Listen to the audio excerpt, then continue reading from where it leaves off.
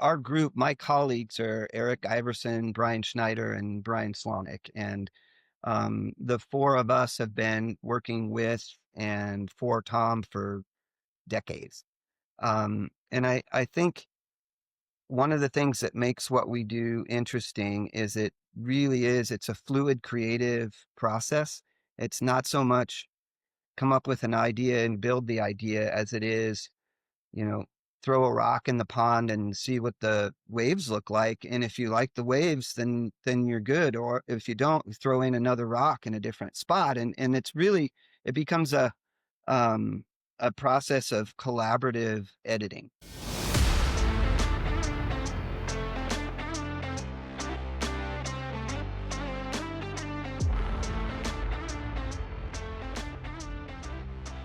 Ladies and gentlemen, welcome to another episode of the Whole Story Podcast. Robby here. Today we finish up our May series where we looked on Mondays at different golf architects. We're taking another look back at our friend Don Placek, who is with Renaissance Golf Design. Right behind me, you see Ballyneal Golf Club, one of the projects they've done. They've done stuff everywhere. Great guy, great interview, and you guys are going to like this one. I hope you enjoy it. Go check out all the great things they are doing because their courses are just amazing. So, great interview, great chat with Don, a new friend. As always, we are brought to you by our friends at Summit Golf Brands, Beads Ready, Zero Restriction, Fairway and Green. Rocking a little Fairway and Green shirt here now. They make great stuff. If you go to any of their websites and use BestBall20, you can get 20% off your order. Well, I hope you've enjoyed this month's look back at different golf architects. We'll do this again. There are so many great golf architects out there. We want to continue helping to share and tell their stories because we get to enjoy the many great golf courses that they design and build for us. But today, we are looking back at our episode with Don Placek. Y'all enjoy. All right. Again, joining us today on the Whole Story Podcast, Don Placek. Don, thanks for being here. My pleasure entirely, Robby. Yeah. Well, Jonathan already mentioned that you have an incredible background, and I'm sure we'll background one in what you've done, but right behind you right now. And I'm sure we'll talk a little bit about that. But we want to back it up to when you first got into golf. Mm-hmm. Well, golf's been a part of my life from the very beginning. My dad was a teaching pro at Lakewood Country Club in Denver, Colorado, a Donald Ross course. He was an assistant pro there, and life for him was all very much golf oriented as well. He did his growing up in Nebraska.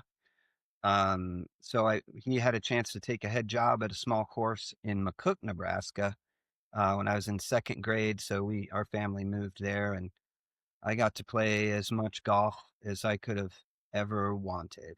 And, that's really where my love for it came from.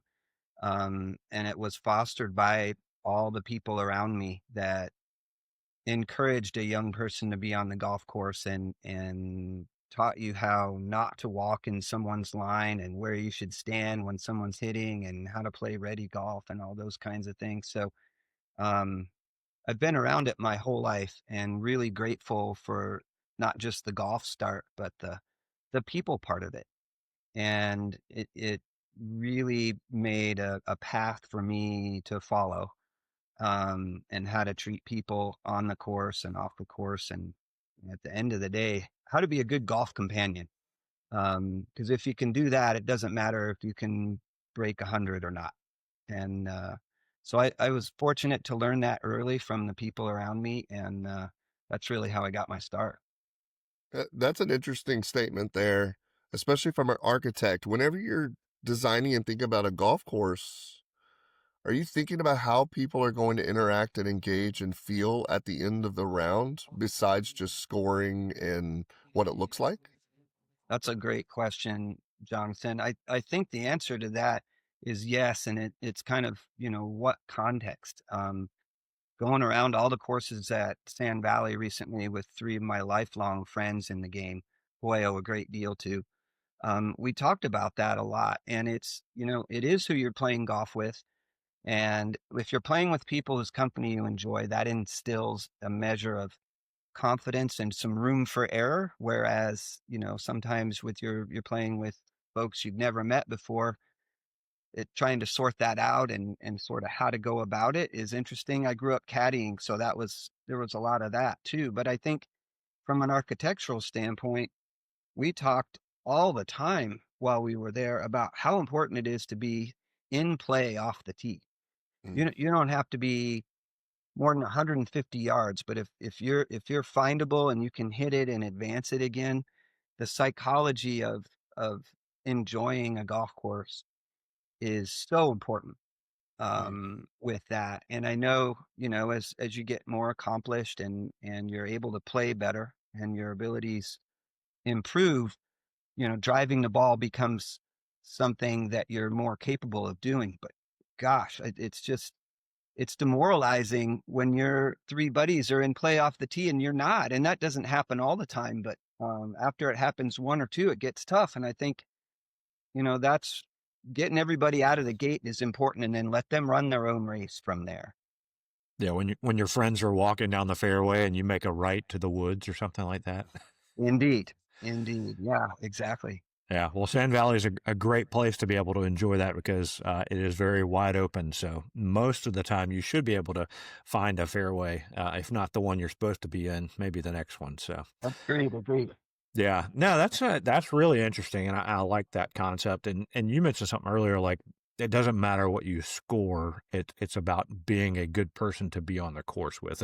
And I'll even go to the stranger aspect, right? It's one thing to play with friends, but two, it's another thing to meet people on the first tee. And you can quickly figure out, like, is this someone I'll be friends with at the end of the round, or am I just going to enjoy the course? And I've already not written them off, but like kind of know quickly because golf will reveal character very fast. No Um, question. so No yeah, question. I Yeah. like that thought. We always say golf is people, and we love it. Again, not because of the scores. We do enjoy great courses, but it's about like you said, about the three folks that you get to do it with that day. So I'm no question about it. Agreed. Yeah. Yeah. yeah. Well, okay. So you grew up in the game. You had a great experience learning about the etiquette of the game and all this other stuff. When did the artistic side come into play? When did you start saying, I kind of like drawing and designing and doing this kind of stuff? Yeah, that was about the same time, honestly. I'm really grateful, Robbie, that I had parents that my mom was a teacher in elementary school, and obviously my dad was a teacher of golf, and they had the wherewithal to just try and expose myself and my sisters to as many different things as possible because you don't know what you like. And typically we grow up liking what our parents like, or whether it's the music that they play, we end up liking that. But my mom in particular always had a blank pad or a Big Chief pad with crayons and colored pencils and things, because those were the tools of her trade. So I was around them a lot, and and so it's just sort of happened. The golf part of it was already there, and then the paper and pencil or crayon aspect of it, those two things were kind of just moving at a very similar parallel um, pace. And I just love to draw. I learned pretty early that I did not have the capacity to do portraits or living things. I was much better at landscapes and relatively inanimate things like trees and landscapes, because you really couldn't do that wrong. It was all sort of all in the eye of the beholder. I didn't spend much time trying to draw people's faces and things, because if I did, they never actually looked like that person. So there was a built-in metric for that. But with landscapes and stuff, it was never wrong. It was just whatever I saw it. And I think that freedom kind of developed that interest, I think. So, where did your influence come from if you were to look back? Because you talked about starting golf early in the Colorado area and then moving Hmm. to Nebraska. Yes. Those are only kind of most recently destination golf locations, right? We live in the South and everyone just assumes you go where it's warm and you can be there year round. So, where does your influence come from? Is it just historical places? Is it drawing from experiences and courses that you've played? I think it's all of it. And golf is just so fascinating that way because every door you open gives you three more doors after that. And so early on, growing up in Nebraska, there was only the one golf course. But when you get exposed to that one big course, the really big one that you don't know anything about, and you have this realization that golf is so much more than what you're intimately familiar with. Um, Particularly, a good example of that is Nebraska. I mean, that wasn't a destination on anyone's golf map, really, for any reason until Bill Coore and Ben Crenshaw realized sandhills, and then that's just the OG on so many levels, isn't it? Um, Going far away to this really epic Narnia sort of place to play golf that no one even knew was there, and it gets really magical, and there are a lot of places like that in Nebraska. But I think what we're discovering is there are a lot of places like that in a lot of states that aren't where you mentioned, Jonathan, that are just sort of regional in the southeast, where typically that's where people play golf. And what a gift that is, isn't it? I mean, you know, Dismal River, for example, and also in Nebraska. I mean, that landscape there it blows your mind. If there was no golf there, it would still blow your mind.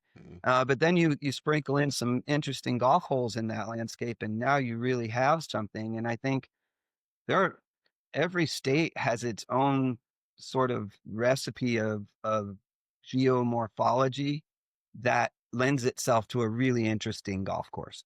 And the way the game has grown, there's been more of an appetite, there's been more of a market to maybe try and find some of those places and see what can be done from a golf standpoint there. I mean, the places that are far off, that really appeal are great because of that, but that's also an inherent challenge in trying to get golf realized there. Um, you know, Irrigation and electricity and all the infrastructure you need for golf. If it doesn't exist already, chasing it out to some of these remote locations can be a challenge. Um, but lucky for all of us, the clever folks are finding a way to get that done so these places can be new places to play the game. And I mean, if I zoom out for a hot second, I think all of this just started. I'm not the first person to say this. During COVID, there was this, everybody who loved golf already loved it, like ourselves, but people that never played it, tried it, people that used to play it, maybe came back to it, and then they got added in and they haven't gone anywhere. Now, I mean, that population of people who love the game is really growing, and it's fascinating to think that was a residual of a global health crisis. I mean, we just live in such interesting times. Yeah, and we are. That is one really, really good thing that did come from COVID, right? Like, And a lot of bad, but for a golf sicko like the three of us, we're beneficiaries of that. And I think, Jonathan, in maybe 130 something episodes that we've done, that might be the first time we've heard geomorphology, or I think so. yeah. Yeah, that wasn't on my bingo card today, but No, we have we'll not make sure to have add not it. had that one before. it's interesting. The little books they have in all the rooms at Sand Valley are about the Sand County and the history of the value of sand and how it affects the economy and what they can grow there and all the different things. Sand is good. Sand Yes. is good. Sand is good. And, I'm in Columbia, South Carolina, and so we are seeing that as well. We've have courses, like I know you're familiar with, like Old Barnwell and the Tree Farm, and then Broom's Edge on the other side of Columbia. So Mhm. sand is good. Sand is good. Yes, Sand very is nice. good. Yeah. Well, like Jonathan said, maybe where you've gotten some of the inspiration for some of the stuff, like who are some of the other architects, like maybe the historical ones that you kind of Mhm. draw some inspiration from? Yeah, I think, that my sort of stock answer for that are the ones that were really able to find interesting stuff, without all of the mechanical and technological advantages that we have now to make golf holes from tee to green. Obviously, Alistair McKenzie, because my mentor, one of the greatest mentors of people in the game of golf, Tom Doak, that was his hero. And he paid really close attention to McKenzie. And so it stands to reason that I would too. And so does everyone else that sort of falls under Tom's um, pedigree tree, if you will. And so definitely that. But I'm also enamored with architects like Seth Rayner and Charles Blair McDonald, who what was accomplished at the Lido or National Golf Links or anything that Rayner has been involved with, just the really, really big brushstrokes that they painted with, the resources that were limited. But they were so committed to the type of architecture that they were trying to realize.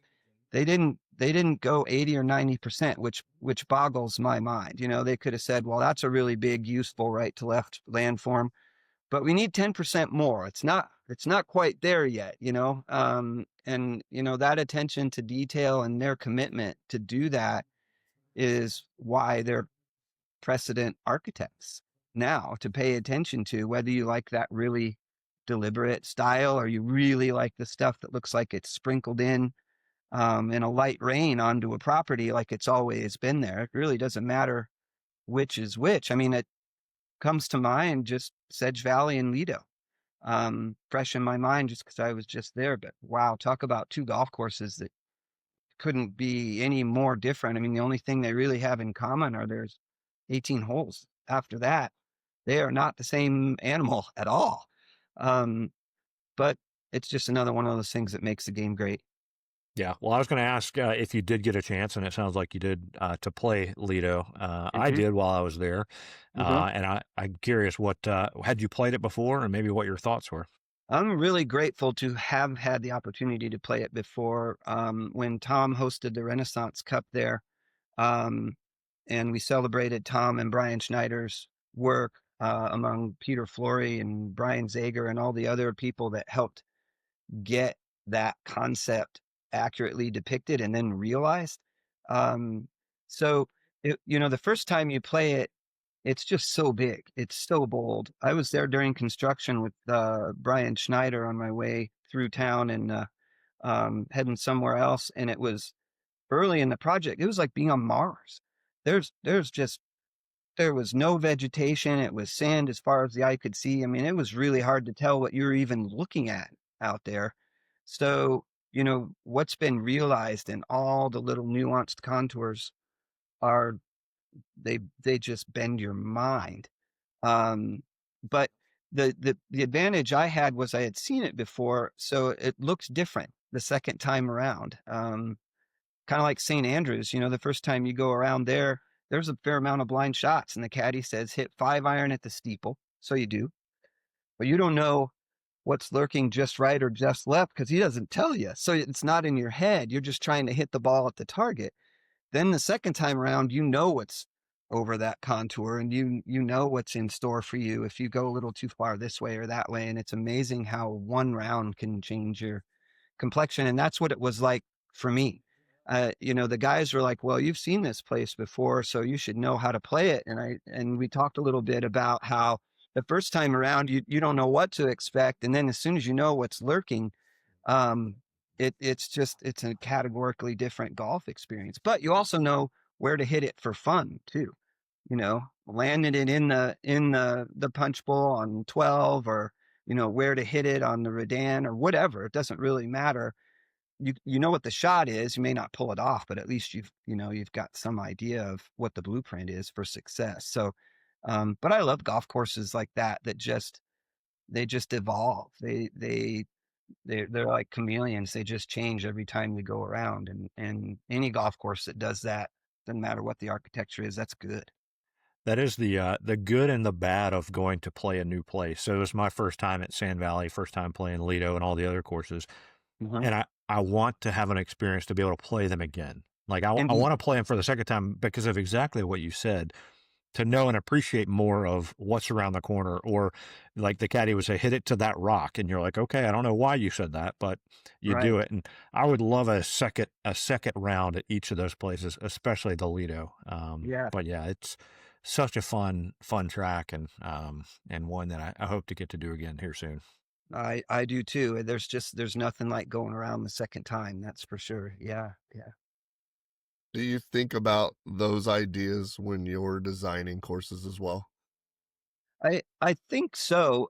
Hopefully when tee to green, there's a reason to be off the tee on the right side of the fairway or the left side of the fairway, um, not just aiming down the middle.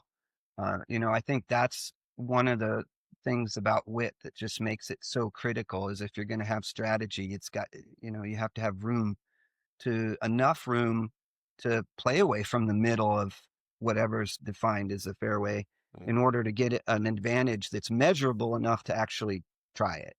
And, thin golf courses are challenging. There's no doubt about that. But it's really important. And I think that's where the second time around, Robbie, to your point, is now why you want to be here and why you don't want to be there, and you probably know the risks of getting to point A as opposed to playing away from that trouble, and then the ensuing shot hopefully has some measure of challenge that you're faced with because you took the safe way around off the tee. But that's what good golf is, just letting the player make all of those choices. Um, and we really try hard for that because as long as everything's gray, it tends to stay interesting. I think that's a large assumption that me as a golfer gets to make those kinds of choices. Typically, the ball just goes wherever it goes. I'm not usually involved in that process. We all have our highs and lows, that's for sure. But I think the discovery of that, part of that is where when you have those days like we all do, where your misses are right and left, and you're standing over it and you're just not sure. If at least if the target you're given is wide, hopefully you can take that consternation and ratchet it down one or two and hit a good one so that you're in a better position to hit a good one the next time you're standing on the tee instead of not so.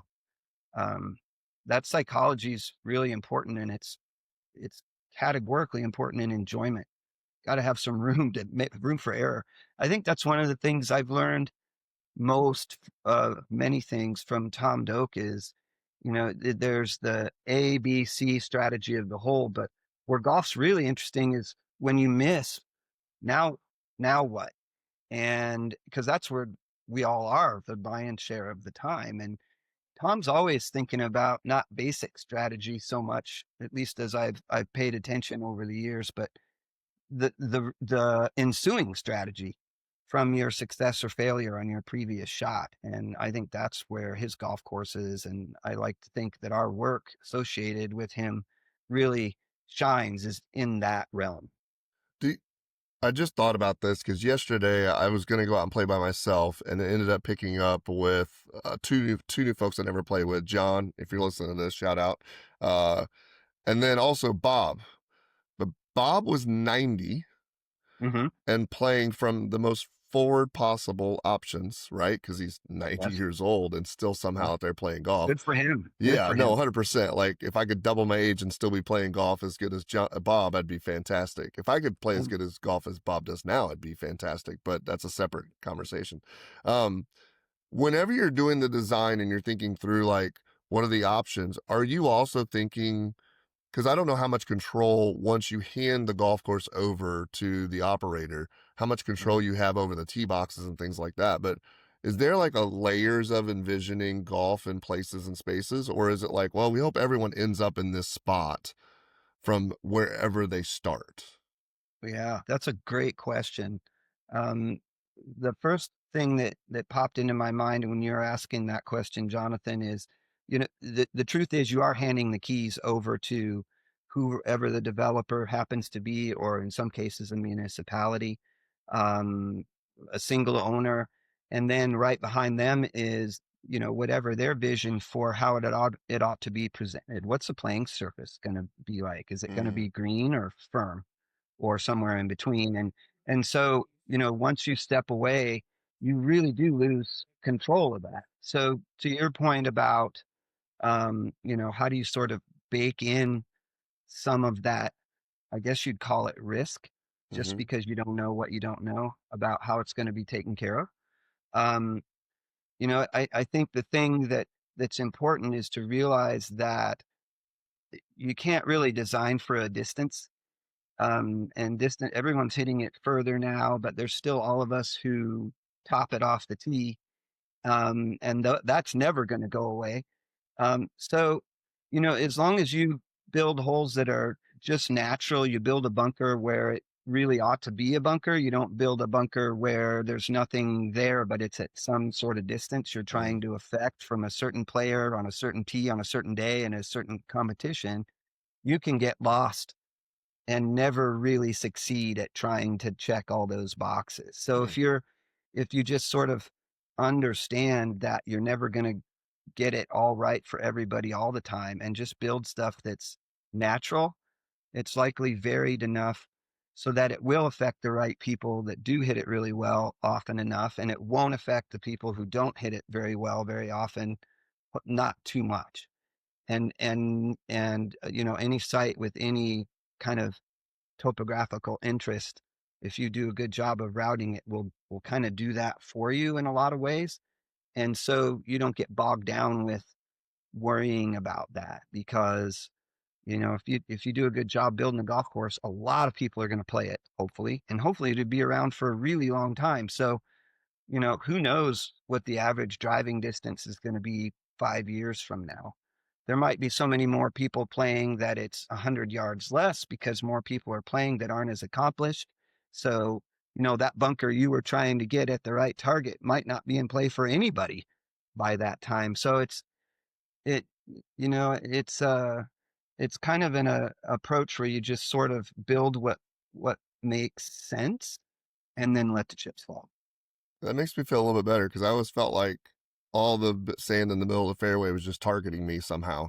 And apparently it's not intentional. It's just that I'm still not that good at golf. There is a lot to that. I think that's one of the things I enjoy about getting out and watching people play, is it's just a reminder that our golf games are as unique as we are as people. And, to try and cater to one user group too much is that can lead you down a path that you ideally don't want to go. Well, you mentioned, Tom, kind of thinking about maybe the misses off the tee as it relates to their approach shots, maybe. Mm-hmm. Um, and that, for me, that's kind of and it's funny I say this because that's probably the worst part of my game, my approach game. Mm. But that's probably the favorite shot, right? When you have a club in your hand that you will attack the green or try to land it on the green. Mm-hmm. Um, how how do you design that, like you said, for people to recover maybe after a bad drive, or uh, take advantage of a good one? Mm-hmm. I, a lot of that probably, Robbie, goes back to studying stuff in the UK, where the wind is such a factor. Uh, you really have to be cognizant of that it can be blowing really hard in your face or behind you or whatever. So there's a lot less trouble per se in the front of a green on a second shot or an approach shot for that reason. The simple idea is there's a bunker on the right because off the tee there was a bunker on the left, and you just sort of march down, tacking back and forth. But there are so many ways to challenge shots without an obvious hazard like a bunker or a depression or anything like that. You can challenge it just by having the green tilt away from you, or one side to the other can offer a real advantage in an approach shot to where it isn't even so obvious to the eye. Um, but as soon as you hit a shot that gets away from you and realize I would have been better off either leaving it short, or I would have been better off going at it from a different angle had I gotten to that point initially. I think, you know, their contour and short grass are just the most interesting, enigmatic, and quite honestly playable ways for the largest number of people to be challenged. But it's not obvious, and I think bunkering over time, because we've had the opportunity to really stylize bunkers and do things visually with them, and people are paying attention to architecture now, so that bunkering that can be the inherent identity of an entire golf course, is what the bunkers look like. And that's fine, but I think we just need to try and remember to leave room for the completely, not so much the token bunkerless hole, but shots that are affected by contour, not so much by visual hazards. Yeah, I love that. And Jonathan and I had our first experience of playing overseas, played some links golf, played Carn. We got to play the old course. We got to play in reverse, actually. Oh, So fantastic. you talk about learning a different style, really trying to use, like you said, the contours of the land, and how you hit a shot you think is right down the middle of the fairway, and all of a sudden you see it kind of bounce one way or the other, because that's just how the land is. And so Something. that was a lot of fun. Yeah. Yeah. Well, you are at Renaissance, and you guys are well known for the work you have done in the golf space, for golf courses, things like that. Tell us, and maybe the listeners out there who aren't familiar with your brand, with your design firm, a little bit Hmm. about it, and then maybe some of the historical courses, and we'll talk about maybe what's next or what you're currently working on, but kind of what you've done so far. Hmm. Well, our group, my colleagues are Eric Iverson, Brian Schneider, and Brian Slonick, and the four of us have been working with and for Tom for decades. And I think one of the things that makes what we do interesting is it's a fluid creative process. It's not so much come up with an idea and build the idea as it is, you know, throw a rock in the pond and see what the waves look like. And if you like the waves, then you're good. Or if you don't, you throw in another rock in a different spot. And it becomes um, a process of collaborative editing. And I think that's why we are able, largely under the projects where Tom's the architect of record and we're helping him build, um, to where any one of us are the architect of record, and we're building for that too, is this comfort that we've developed over time to really lean into asking what someone thinks and not feeling protective of your original idea. It's really hard when you think you've built something cool or you've found something cool to let go of it. But I think that's where, when we have support from each other on projects where you're neck deep in it all day, looking at it all day, thinking about it all day, looking at it from all angles, and they come in and are there to be supportive and open dialogue. And, well, have you thought about this? Or what if you did that instead of that? Or shouldn't the green be over there and not here? And it's really hard not to get protective of your work when you pour yourself into it. It's really hard not to do that. But I think, you know, over the years, we've learned from the top down that if you're listening to um, thoughts from people whose opinion you value highly, you can just drop that shroud of protective idea, um, uh, security, and listen. And what we've found, I think, over time is that everything has just gotten so much better because of that. And as long as you're comfortable with something being as good as you feel like you can make it, the point of origin on the ideas doesn't matter as much as what the end thing presents. And I think that's, this industry is, um, there are egos in any industry where a design is being, you know, um, tested, and people's opinions matter a lot and things like that. You got to have some kind of an ego to hold yourself up. But on the same token, if you're okay stepping away from it enough so that you find that balance, I think, to your to your term about the brand, I think that's kind of our brand. And if you really lean into that, you end up with stuff that looks pretty natural. Because we do try and let what's already there dictate things. Can't do it all the time, but we try really hard to do that and cover our tracks so that after the place is open, hopefully it looks like it's been there a while. And I think there's been a lot more attention given to that level of detail, which is fantastic, which hopefully leads back to doing less big stuff and more quiet, thoughtful stuff, which makes things they can be built faster and for less money. And it's funny how you pick a spot on that wheel and it starts spinning it, and everything's better at the end. So I do think that's our brand.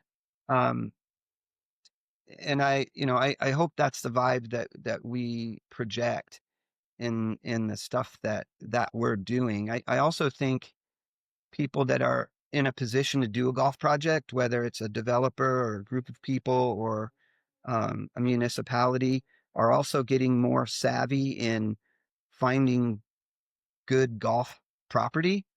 So they're looking a little harder.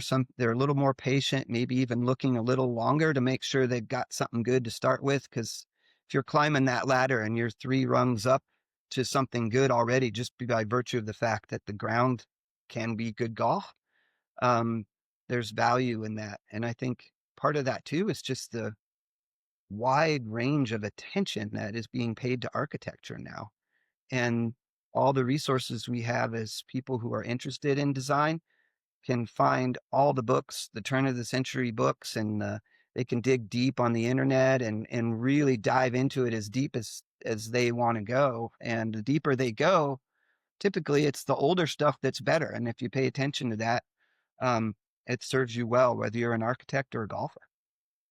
That's interesting because I was just about to ask, you mentioned collaboration, and my first thought was, how often do you feel like you're collaborating with the land itself? Because we were talking about the place we were playing yesterday. It's just a basic course. It's at Fort Gordon, but there seem to be these signature holes. So Uh-huh. I would assume at some point on 18 holes, there just has to be another one to get you to the next one. But how often are you trying to move the green from here to here so that it is a more natural track as opposed to, you're not doing a lot of neighborhood golf courses right now. So, that's a whole different design work. But how often are you really honest with the group, with that, the movement that you have within the group itself, being able to allow the land to speak for it? That's a great question. I think the first thing that comes to mind is when you were asking the question, Jonathan, is what I guess what we'd call like a connector hole. Mm, If you have a routing of a bunch of holes that are really natural and you like them and you think they'll be a good member of the 18 hole team, um, but you can't get from the third green to the fourth tee or the fifth tee without doing something in between, and the land doesn't lend itself at all. So you drop a bomb on that one hole and just go full tilt boogie to try and get that to speak the same language as the other really mhm, natural holes. And sometimes minimalism, that all the way back to Tom sort of, getting credit for and sort of having that philosophy, is dropping a bomb on a piece of ground, um, so that all the other natural holes can be realized. Because without that one connector hole, especially if it's a long hole like a long 4 or a par 5, where you really have to work at it to make it fit, that work is as important as the other, because the other holes can't be realized unless that hole exists to tie it all together. So, it's to your angle about collaborating. I think that is a collaboration of the ground saying, here's all my natural holes, but you guys got to figure out which one, mm. how to build something to get all our natural holes kind of built. And that's where the collaborative part of the people I work with, the guys who I respect, um, is really, because there's so many different ways to be clever, and the right answer isn't the right answer. It's your Yep. answer. So, but that word collaborative is just, it really gets my dander up, because everywhere I look now, architecture and buildings, music, fashion, everything is just kind of, it's all getting mushed together, and all these new things are coming out of that. And I think that's the way golf architecture used to be in the very early days, like Pine Valley, for example. There are half a dozen architects that have some sort of credit given to them for them contributing. It isn't just one or another. And I think the more comfortable we are doing that, the more interesting it gets, the more fun it is, and at the end of the day, hopefully the better the golf is too. And um, I love that. We always say golf projects are about the money, the land, and the people, but it's really about the people, and the people, and that collaborative effort. And that's something that I learned from Tom, because if you have the good people, you can figure out the money and you can sort out how to take full advantage of the land. Um, but as interesting as the world is right now, uh, it the collaborative nature of what's going on all around us is very exciting, especially if you feel like you're a creative person at all. Yeah, we were just talking with Danny Christensen, who is a creative mind in branding and film and things like that. And he had this quote about collaboration that I just love, and it just resonates with me. It says, "If you want to go fast, go alone. If you want to go far, go together." And it echoes everything you're talking about, whether collaborating with the land itself, but especially with people. And we No. can all agree, right? You can go play golf by yourself, but wouldn't you Mhm. rather go play with people? Like surround yourself with others. So, Yeah, there are oh, merits to both, that's for sure. yeah, There's a book that comes to mind, The Creative Act by Rick Rubin. Um, it's all about being creative, and Rick just, he was a not a musician, but he was an influencer of musicians and music, and worked with Johnny Cash and Tom Petty and the Red Hot Chili Peppers, and helped them get out of their own way and be creative. And it was that interaction that really, I mean, all those groups are talented, but instead of going fast, they went with people and far. Um, and it's that kind of stuff just really gets my attention. I love it. Well, talk about some of your favorite projects that you have completed. Hmm. Um, I have, for different reasons, Ballyneal in Colorado comes to mind simply because I spent a lot of my life there.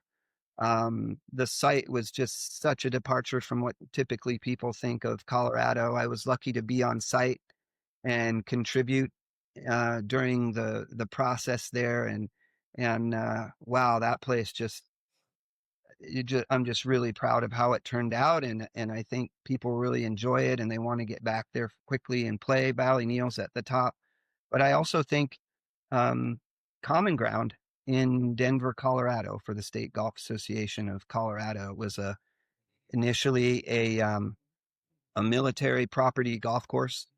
Had 18 holes and 18 greens, and that was about it. And we were able to reimagine it in its entirety. And we had a lot of fun doing that. The architecture there, we ended up calling Chicago style. So it was sort of McDonald, Rayner, Charles Banks ish. Um, and it was big and broad property. So we got to do some deliberate things to help sort of, um, you know, demonstrate what the architecture was going to be and how to get you thinking your way around the golf course. But beyond that, it's the mission statement of the State Golf Association that, to the name all the way through Common Ground. This is a game for the people.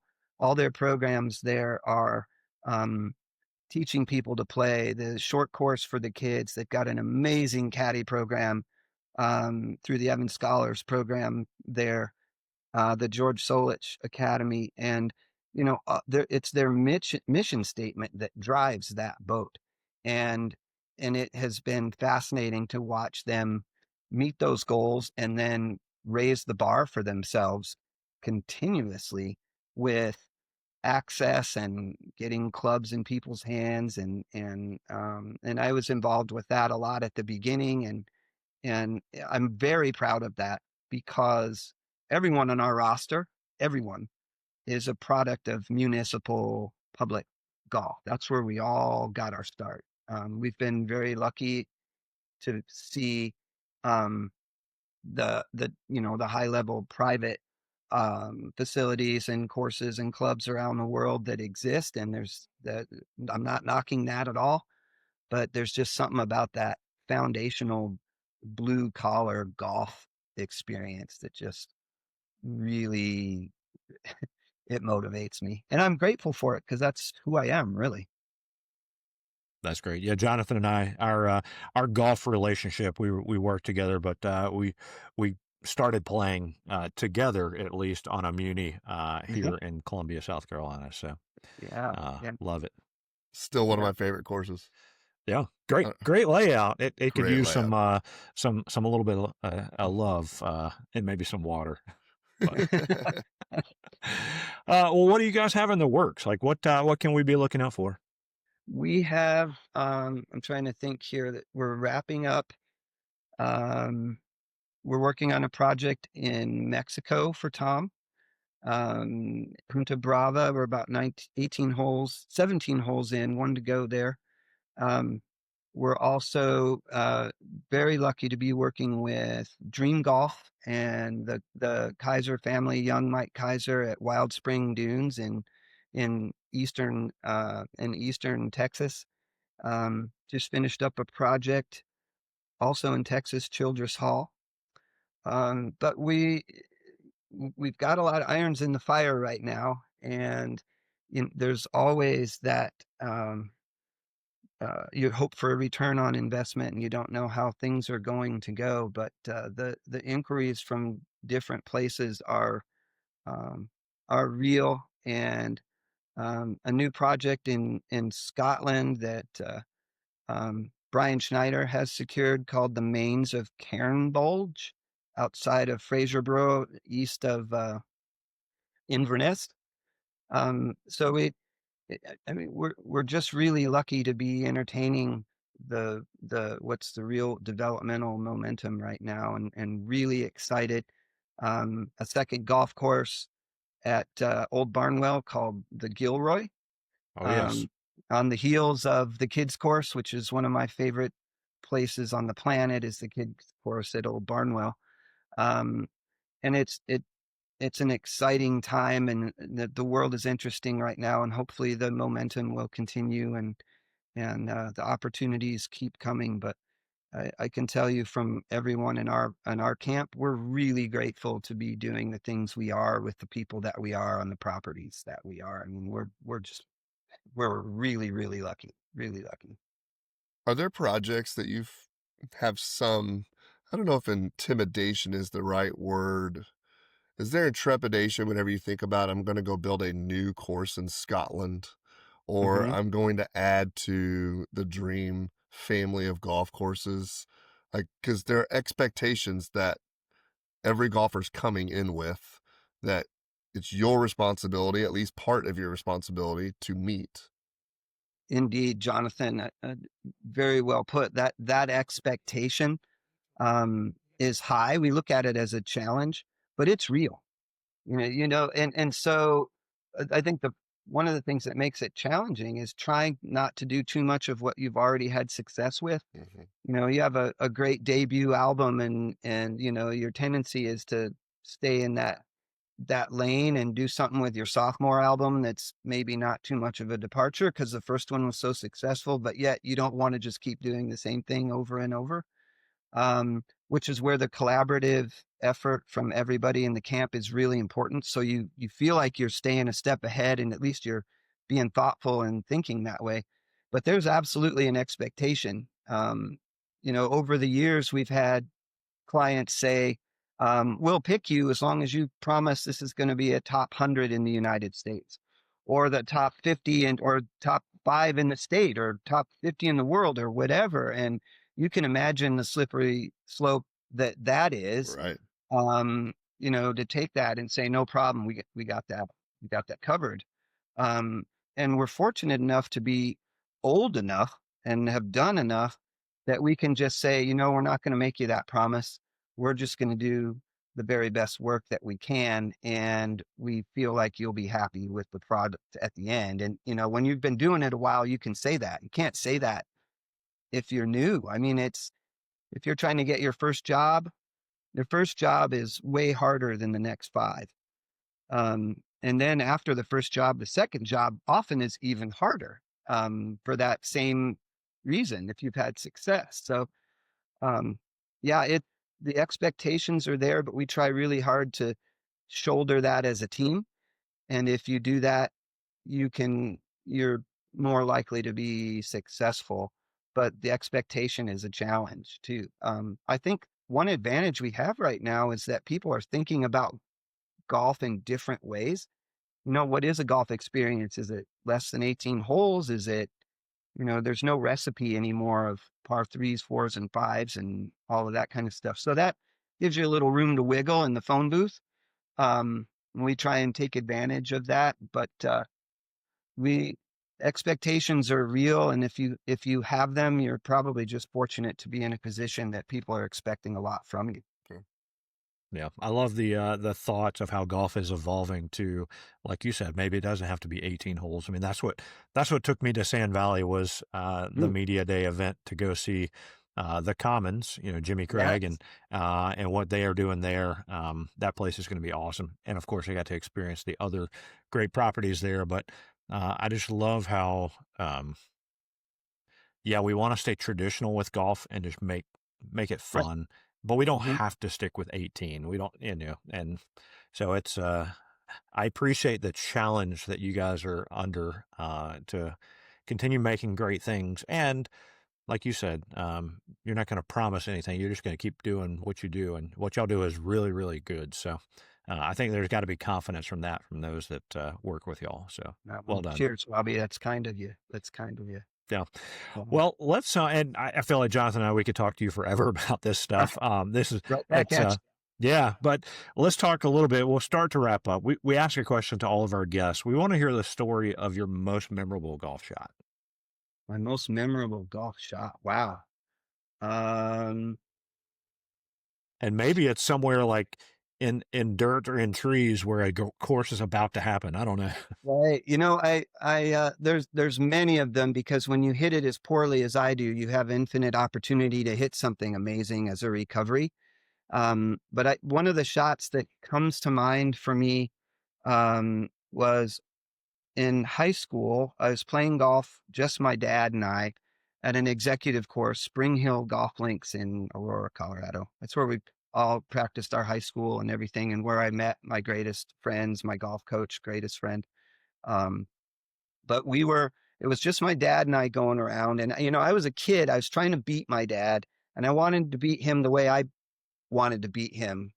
And he always saw through that, and he would challenge me with things to try stuff I'd never tried. And we were on the 14th hole at Spring Hill par three. It was about 220, a really long par three. And I refused at that age to hit my driver on a par three. I'm just not going to do it. It's not what you do. I'm strong enough, all those things. And my dad hit his driver, knocked it right on the green, and then I followed up, hitting mine, and just learned that it just didn't really matter. And when the ball came off the club, I would never have gotten it there with anything less. It Mhm. just wasn't going to happen. So that's a memorable shot for me, not so much of how the ball ended up, but about how thinking about what golf really is, and how to do it, how to golf your ball. I would say that's probably one of my more memorable, and just spending time with my dad makes them all memorable. Yeah. That's a Amen to great one. that. Yeah. Yep. Well, another thing we like to do with our guests is what we call a quick nine. So just a Uh-huh. few rapid back and forth here. And I Yes. can't imagine how you pick one out, but what is the favorite course that you've played? Favorite course that I've played, probably North Berwick in Scotland, east of Edinburgh, was the our home course almost when we were building the Renaissance Club at Archerfield. And that place is special. so many holes that you'll never see anywhere else. And we were playing in the summer when it was light till 11 o'clock. So, and it's always different and so quirky and wonderful and odd and fun, just fun, so much fun. Short and manageable, all the things. It's all the things. Yeah, definitely North Berry. That's a good one. Nice. We did not play that one while we were there. This next question, man, I kind of find it interesting to ask because you have designed so many people's bucket list courses. So I got to ask though, what is the top of your bucket list? For a project that hasn't been done No, yet? no, to go play. To go play. Oh, to go play. Oh, Yeah. wow. So that is a good one. And you could pick one of your own, but I imagine you've already played them. Yeah, you know, that's a really good question. I'm trying to think. So many of them in the UK. I've never played Lahinch. Never played Lahinch.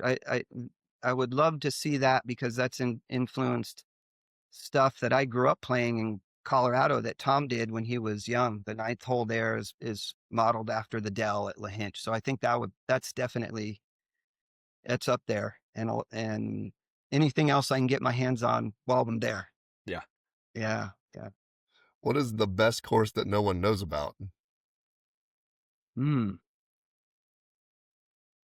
I can tell you from experience here in northern Michigan that it could be Champion Hill or Pinecroft here in northern Michigan, simply because it's in the neighborhood of Crystal Downs and Belvedere and so many great golf courses. And they're great because they are the best example of great golf without spending a lot of money.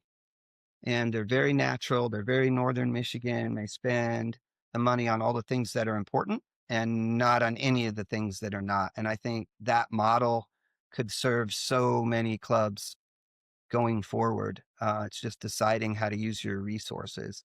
And I can promise you that anybody listening to this has probably never heard of either one of those places, but if they get to northern Michigan anytime, check them out. Jonathan, we need a trip to northern Michigan. Sounds like It's been on that area has been on my like bucket list area of golf for a while. So yeah. Who would be in your dream foursome? My dream foursome, people that are still with us, no limit on your dream. On my dream. I'd love to go around in a group with old Tom Morris. Pretty standard, I suppose. Tiger Woods, just to, when he was playing in his prime and his command of the golf ball and how he could hit it and what he was doing. Boy, the list of my close friends is long, and I'm lucky it could be any of them, but I'd probably like to play golf with my dad one more time. Yeah, he's really the reason I'm not just the reason I'm here, but the reason I'm here. Yeah. All right. What is your walk-up song to the first tee? Oh, wow. Great question. Anything by Johnny Cash. Anything by Johnny Cash. It kind of gets you, juiced and jazzed up a little bit, but it also kind of relaxes you a little bit as well. If you're juiced and relaxed and you're walking to the first tee, you're probably in a good headspace.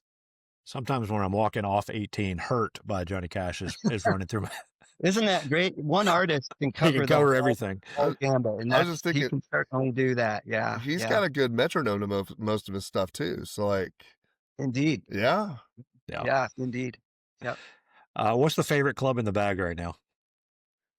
For me, my closest high school and college friends finally helped me graduate to technology across the board with a driver and a hybrid, and I'm playing pretty new player performance, player enhanced ping irons right now. But my mother and father-in-law, David and Nancy, for my birthday scored me. I've been rolling the ball with an 8802 and a ping answer for years, and I just go back and forth. But I've finally got a tailor-made Spider in my bag, and I played it all the rounds at Sand Valley, and technology is, well, it isn't just good for drivers and wedges and utility clubs.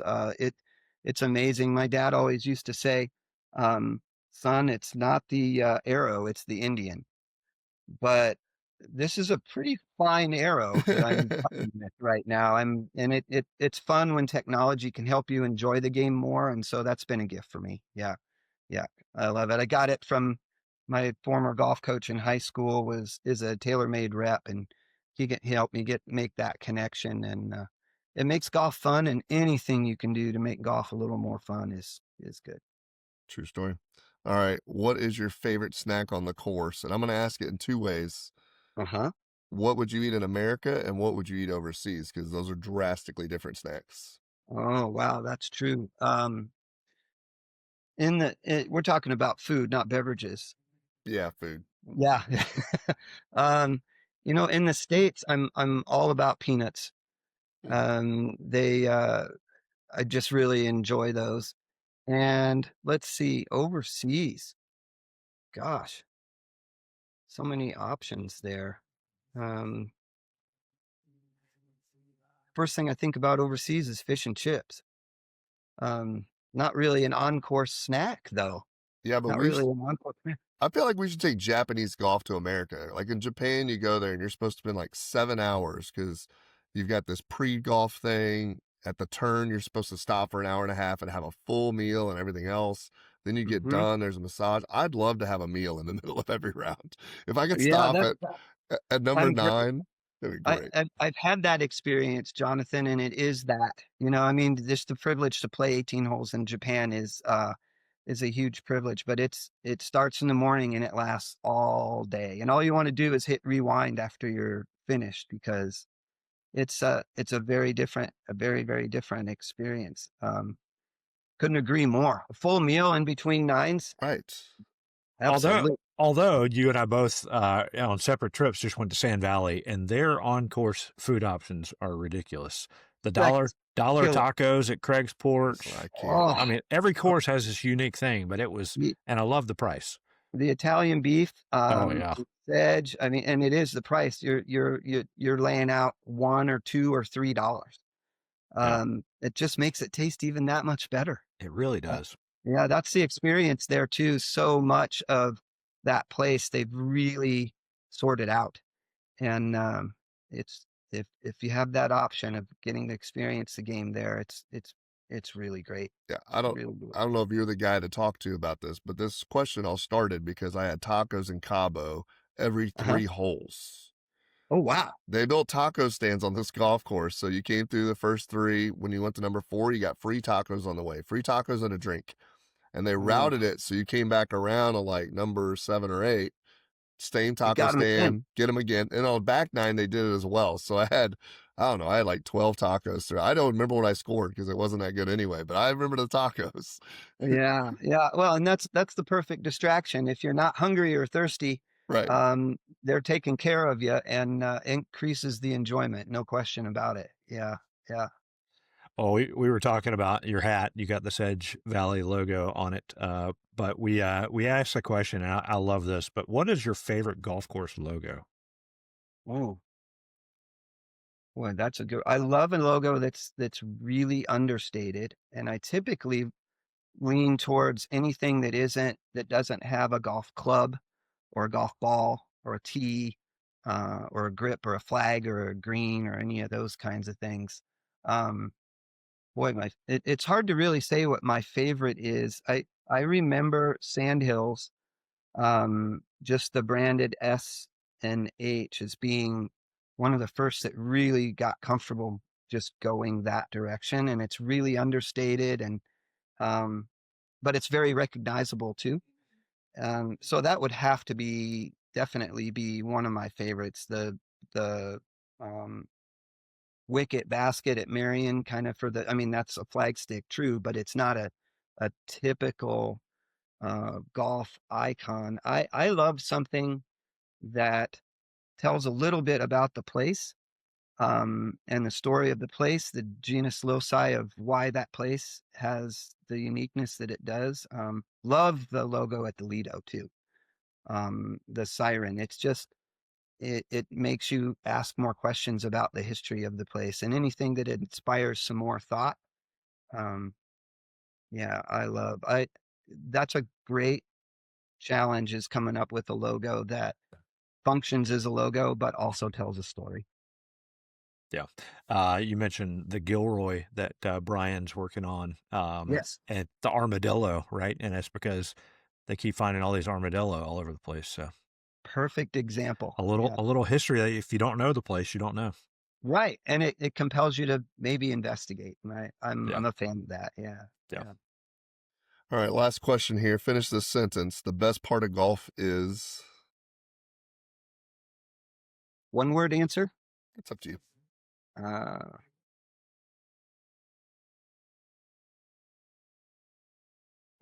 for me, it's the people. It's the people. It's everyone that has taught me something along the way, made me appreciate something I didn't before, made me look at something in a different way. Um, yeah, it's all about the people that have been golf oriented in my life. The list is really long, and they're a big reason, every single one of them in some way, and in the story that's been my journey here. So yeah, it's the people, 100% the people. Well, we agree. And the best part for us in doing this is meeting people like you, and hopefully one day we can tee it up together, maybe on one of your courses. So I would love it. Come to Northern Michigan, and we'll get it done. let's make it Yeah, happen. get it Great. done. Well, All right. Don, this has been a lot of fun. We really appreciate your time. It's been an honor to have you on this show. Cheers. Thank you for having me. Really enjoyed the dialogue. When you feel like you could just keep going and keep going, you've had a good conversation. Agreed. Agreed. Yeah. Well, for Don and Jonathan, this is Robbie, and you all have been listening to another episode of the Whole Story Podcast.